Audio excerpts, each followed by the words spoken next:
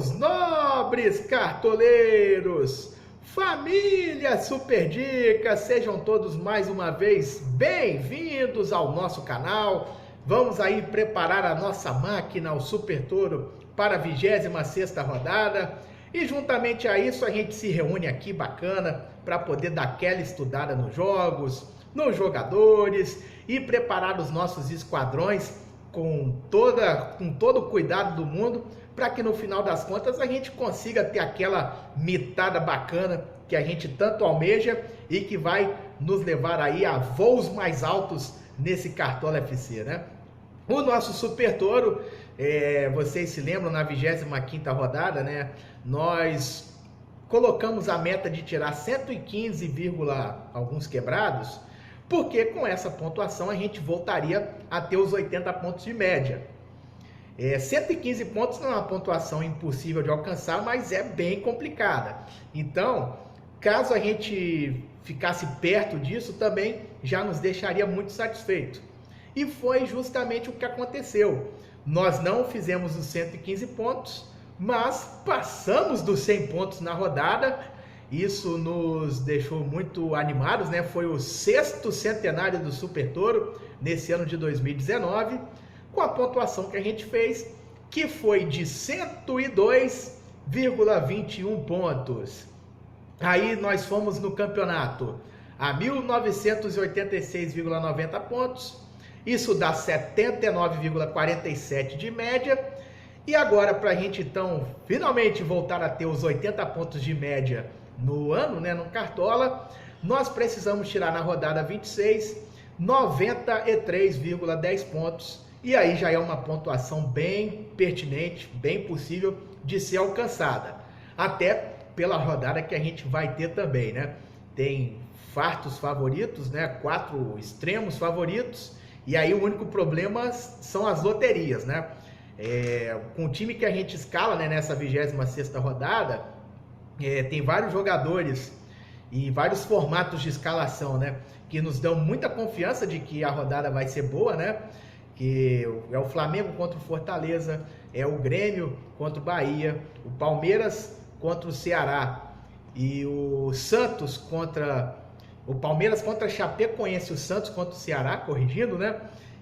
Flamengo, Fortaleza, Grêmio, Bahia, Palmeiras e Chapecoense, Santos e Ceará.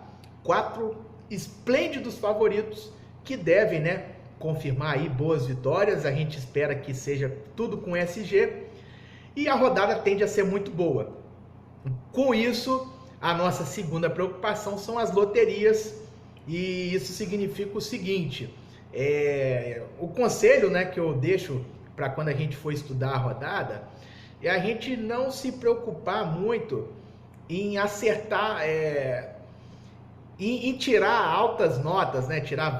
Acertar o jogador que vai tirar 20 pontos, né? A gente precisa exigir de cada jogador que a gente escale que ele fique na média. Pô, o atacante tem que meter gol. O cara tirar 10 pontos já tá bom demais. Ah, o outro tirou 20, eu não escalei. Isso vai acontecer. É muito difícil a gente jogar uma rodada onde tem loterias tão extremas, né? Então, se os jogadores que a gente escalar pelo menos nos der uma boa pontuação, eu acho que a gente não precisa se chatear. E é claro, se a gente acertar aquele cara que tirou 20 pontos, foi o maior pontuador da rodada, melhor, né? Mas não existe lógica para a gente poder já meio que antecipar que jogador vai ser esse, né? Porque as loterias, volto a dizer, nessa rodada estão muito cascudas. Voltando um pouco, né? Eu estava dizendo sobre a 25ª rodada. Naquela rodada, nós acertamos 8 jogadores, alguns deles unânimes e outros não. Entre os jogadores que nós erramos, tinha o Dudu, que era uma unanimidade. Teve o Bruno Henrique no meio de campo. Até tiveram outros meias indo bem, né? Tipo o Thiago Neves, Gustavo Scarpa, bendita loteria desse meio campo do Palmeiras, né? Quando a gente colocou o Scarpa contra o CSA, o Bruno Henrique mitou. Agora, contra o Botafogo, a gente botou o Bruno Henrique e o Gustavo Scarpa mitou. É por isso que a gente diz, né, gente? Quando é loteria, não é que a gente escala errado, a gente não deu sorte. E por isso que a única coisa que a gente tem que exigir dos nossos jogadores é que eles pontuem bem. O resto é sorte. Aí teve também o Pikachu, que fez gol de pênalti, teve o Alisson, né? Então dava para acertar ali todos os meias. E também nas outras posições que a gente errou, que foi o segundo zagueiro, né? Nós fomos com o Jeromel, você teve ali o Vitor Cuesta mitando, o Dedé fazendo gol, mitando.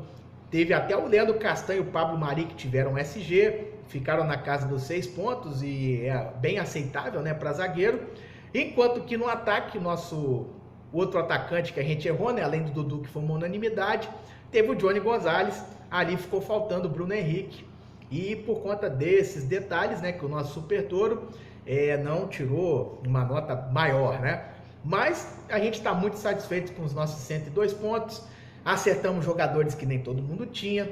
O Muriel, goleiro, tiveram goleiros aí que zicaram. O Muriel tirou 14. Acertamos os 2 laterais do Palmeiras. Nem todo mundo foi com os 2 laterais, né? O Marcos Rocha e o Diogo Barbosa. Teve o Nenê do Fluminense, que a gente acertou no meio. O Michael foi nosso capitão. E nem todo cartoleiro acertou capitão nessa rodada, né? Muitos foram com o Dudu. Além dos unânimes, né? Rafael Galhardo, Rafael Vaz, o Thiago Galhardo, né? Thiago Galhardo, Rafael Vaz, o Mano Menezes, né? Então, foram jogadores aí que corresponderam às expectativas na nossa rodada, né? E com isso, galera, a outra coisa que eu tava para apresentar para vocês foi uma coisa que me deixou muito feliz. É uma honra imensa quando eu fiquei sabendo. O meu amigo de cartola, Giovanni Pancini, aquele abraço, ele compartilhou comigo ontem, né? Veio me dar os parabéns e eu acabei aproveitando para me inteirar mais, porque eu desconhecia que tem um canal, e eu até vou deixar o link na descrição do vídeo, é o canal Cartola PFC. Ele tem o ranking de todos os youtubers de cartola do Brasil. São 146 canais e ali eles controlam, né, as pontuações de todos, né, cartoleiros do time, né, que eles apresentam no canal. E olha que negócio interessante que eu fui saber através desse meu amigo. O nosso Super Toro dos 146 canais de cartola no Brasil é o 7º colocado, galera. Nós estamos na 7ª colocação do Brasil em pontuação, né, no Cartola. E é uma coisa que, quando eu fiquei sabendo, eu fiquei lisonjeado, né, porque é muito difícil a gente alcançar um patamar tão alto, né, e dá para conseguir até muito mais do que isso, né, com a dedicação que a gente sempre tem aqui. É um objetivo nosso, né, sempre tentar fazer o nosso melhor e alcançar todos os títulos possíveis, né, que o Cartola podem oferecer. A gente sempre tem que ter esse foco, né? Então, ficar sabendo que o trabalho que a gente está fazendo tem dado certo, né, e tem dado resultado, deixa a gente com a missão, com o sentimento de missão cumprida, né? Então, eu abraço esse feito do Super Toro com um sorriso largo no rosto, né? E cada vez mais aumenta, né, então, o empenho, né, e a dedicação para que a gente prossiga subindo, né, prossiga buscando voos mais altos. Ainda tem 12 rodadas na competição e a gente, né, sempre tem o foco, 13 rodadas, né, ainda não jogou a 26ª, e o nosso foco, né, que a gente sempre faz aqui de ter os 80 pontos de média é por conta disso. É uma margem que deixa você numa situação muito boa em qualquer liga que você dispute. É muito difícil você ser campeão brasileiro do Cartola com 80 pontos de média, né? Porque aí sempre tem aqueles Pelés do Cartola, né, que todo ano fazem 82, 83 pontos de média. É uma coisa até mais se bobear, né? É difícil de alcançar. Mas você sempre consegue ter uma posição de muito destaque, você consegue ganhar muita coisa e até mesmo quando você traça esse objetivo, você fica um pouco menos pressionado com as pessoas que estão na sua frente. Porque você tem essa meta, ó, até o final eu vou manter meus 80 pontos. O cara que está na frente de mim, parabéns para ele, mas vamos ver se ele vai ter a mesma regularidade que eu estou me empenhando para ter, né? E é aí que você vai vendo, né? Vai sentindo a diferença, as rodadas vão passando, você vai ganhando posições, porque no final o que conta no Cartola, né, nesse modelo de disputa, é a regularidade. Isso é uma coisa que a gente sempre almejou e vamos manter até o fim e buscar voos aí cada vez mais altos. Esse é o compromisso do seu Super Dicas. Devidamente apresentada então essa situação, e eu já aproveitei para poder fazer uma abertura, né, sobre a 26ª rodada. O nosso time está todo baseado nesses favoritos: Grêmio, Flamengo, Palmeiras e Santos. Tem outros jogos na rodada que podem interessar uns jogadores pontuais, né? Alguma coisa aí do Internacional contra o Avaí. No jogo Goiás e Corinthians tem bons jogadores nos dois times. Clássico Vasco e Botafogo também. Cruzeiro e São Paulo eu acho um jogo um pouco de interrogação para esse jogo, né? Pelo momento do Cruzeiro e até mesmo do São Paulo, né? Que às vezes dá umas desafinadas, né? no Cartola. E talvez para quem acredita aí no jogo CSA e Atlético Mineiro também tem jogador bom de Cartola que pode merecer a sua confiança. Então, agora para poder apresentar a nossa escalação, esquema tático 4-3-3, o nosso goleiro, que é o único jogador que não pertence aos favoritos da rodada, é o Cássio do Corinthians. O Cássio que vai enfrentar o Goiás do Michael, que foi o nosso capitão na última rodada. O nosso entendimento sobre essa escolha é de que o Corinthians é um time complicado de sofrer gols e o Goiás é um time que finaliza bastante. Então a gente uniu o útil ao agradável, vamos com o Cássio, né? Crendo que se o Corinthians não tomar gol, ele provavelmente pode ser aí o mito da rodada, né, entre os goleiros. Mas caso aconteça da defesa do Corinthians ser vazada, o nosso amigo vai compensar aí com defesas difíceis. Por conta disso, escolhemos o Cássio. E aí vamos às duas laterais, aonde começa as loterias, né? Aquele negócio que a gente estava dizendo. Você tem três fortíssimos candidatos, né? Marcos Rocha, Diogo Barbosa e Jorge. E a escolha que a gente fez foi deixar o Diogo Barbosa e o Jorge no nosso time. Marcos Rocha, infelizmente, né? Uma pena não ter lugar para ele, né? Ele que é um grande mito aí de Cartola. Mas então, o Jorge tinha que ter, né, gente? O Santos vai jogar contra o Ceará em casa e ele é o principal aí jogador do Santos na defesa, né?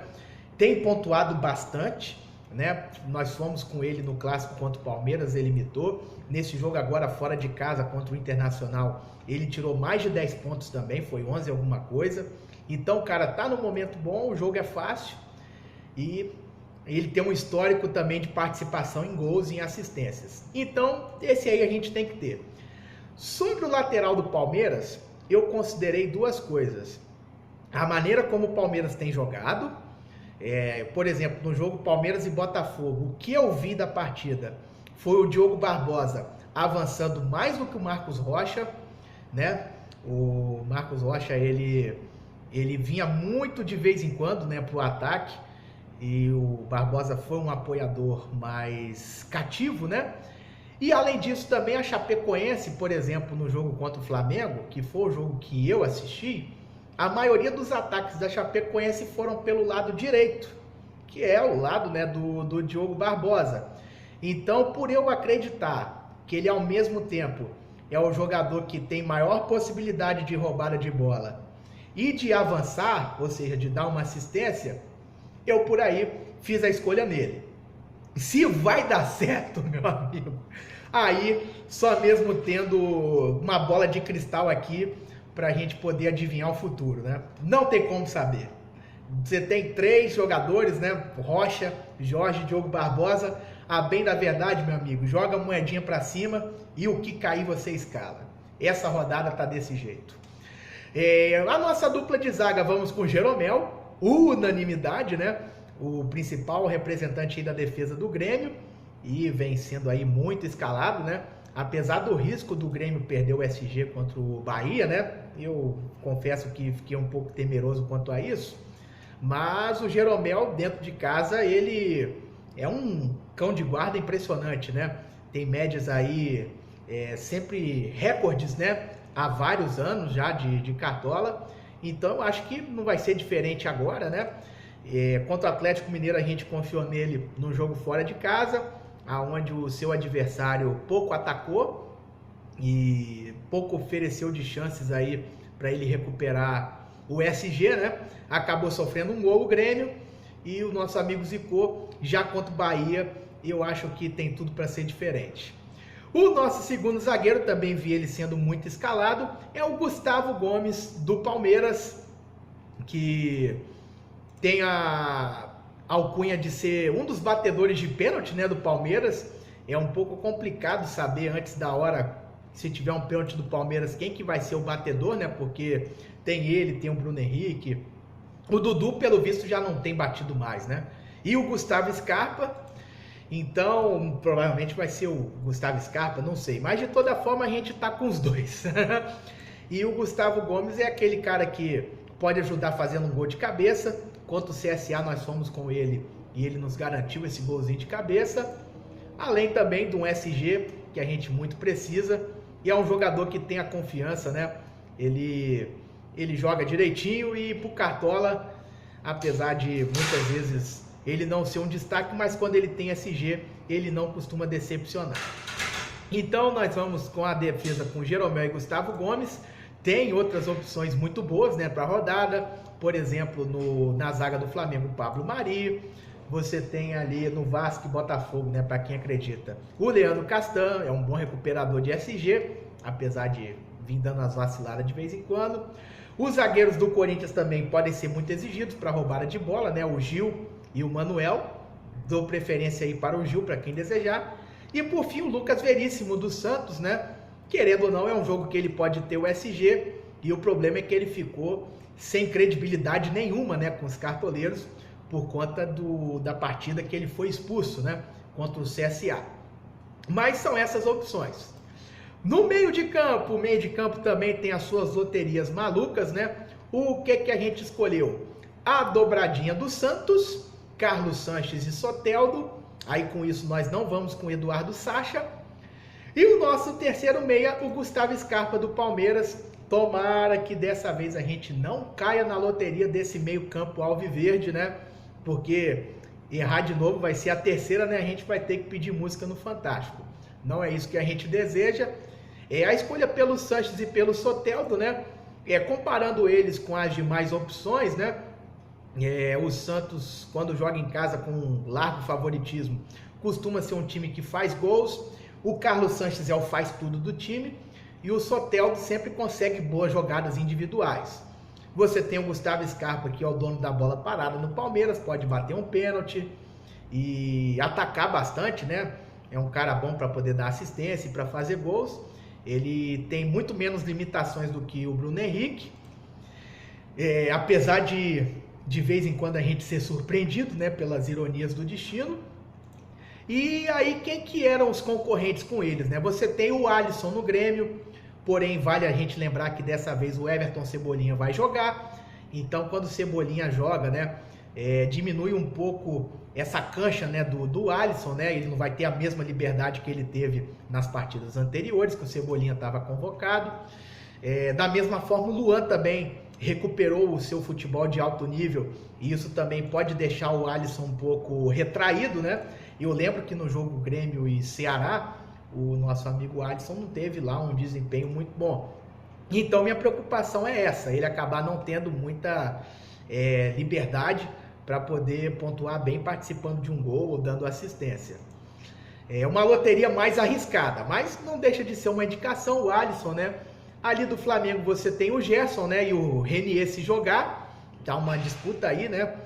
Jurídica com a CBF, por conta da desconvocação do Renier para a Copa do Mundo, Sub-17, né? O Flamengo não quer liberar ele. Aí o Flamengo quer se garantir, né? juridicamente, de que não vai sofrer nenhum tipo de punição se colocar o menino para jogar, né? Uma coisa completamente plausível, né, da gente entender. E então, se ele jogar é uma boa opção, né? Ele ou o Gerson. Eu acho que o Gerson é melhor se o Renier não jogar, que aí ele vai ter vai ter menos concorrência, né? Mas então do Flamengo seria o Renier o principal indicado. Deixa eu ver aqui das outras equipes, olha, é só isso mesmo. Para meio de campo são essas opções aí que a gente já passou para vocês, além dos que nós escalamos, né? O Bruno Henrique, né? Porque tem as loterias do Palmeiras, de vez em quando ele pode surpreender. Até por conta de uma jogada que é muito característica no Palmeiras, né? O Dudu, quando ele vai na linha de fundo, ele tem a opção de tocar para trás. E ali o Bruno Henrique sempre chega de chapa, ou então pegando um rebote, né? De algum cruzamento na área. E é ali que ele consegue fazer o seu pé de meia, né? O Bruno Henrique e o Gustavo Scarpa nesse ponto ficam um pouco para trás. Mas o Gustavo Scarpa joga mais na frente, enfim, vamos com o Scarpa, já joguei a moedinha para cima, vai dar certo.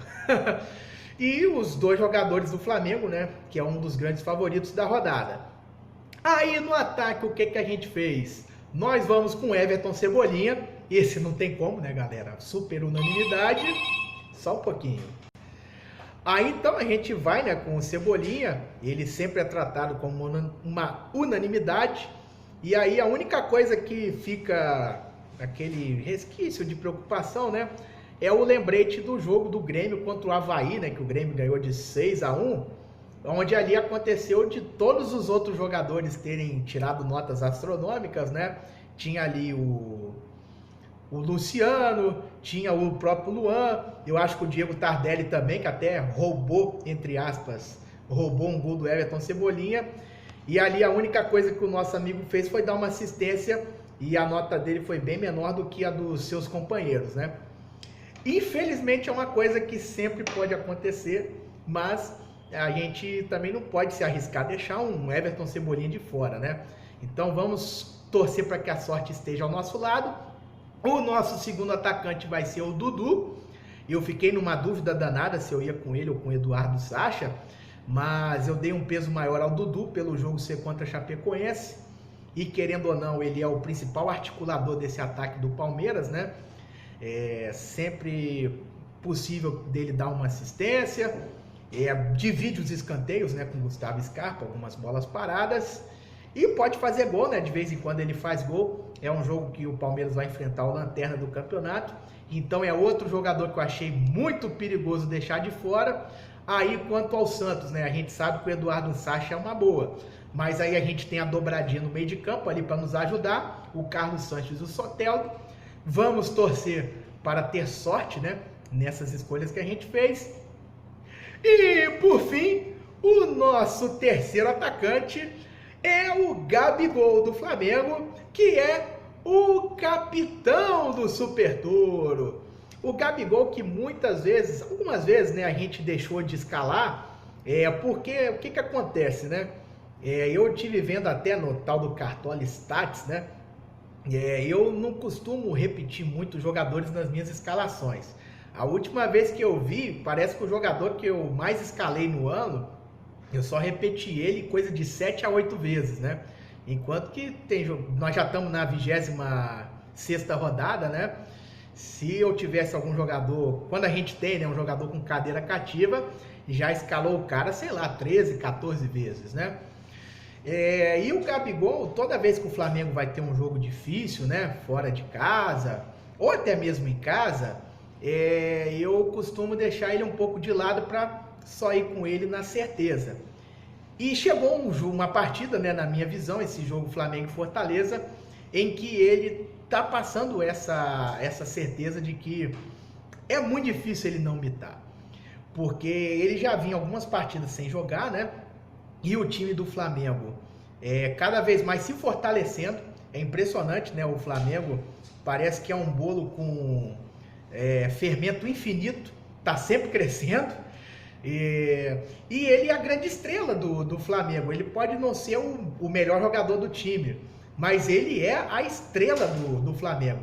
É o jogador mais querido pela torcida, é o artilheiro, né? O cara que bota a bola na rede. Então, ele acaba sendo assim um jogador muito querido e de certa forma eu acho que os jogadores vão voltar a transmitir essa responsabilidade para ele. Agora que ele vai estar voltando, né? Vai pegar a sua equipe super embalada, cada vez mais líder e que vai servir ele bastante. É um jogo que tem tudo para o Flamengo vencer com tranquilidade. Eu não imagino, não vejo, né, a defesa do Fortaleza impondo dificuldades perante os vastos ataques do Flamengo, né, as variações de jogadas infinitas. E não tem jeito, o Gabigol, eu estou colocando de capitão por acreditar que ele não vai fazer apenas um gol.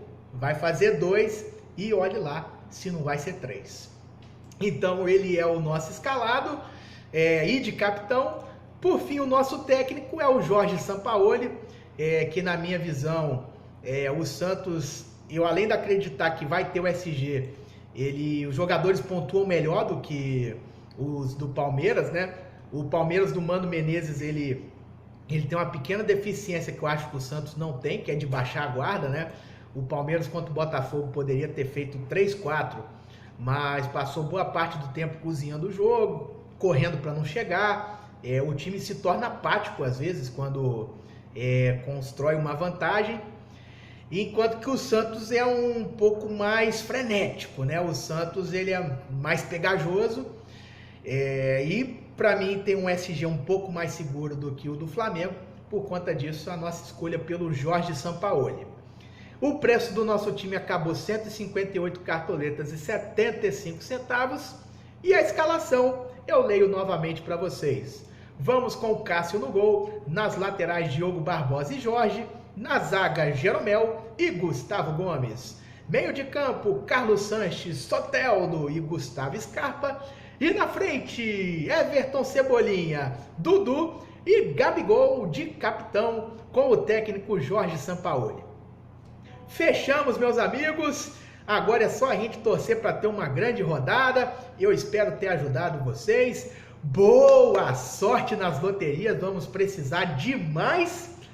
Aquele abraço e bora mitar!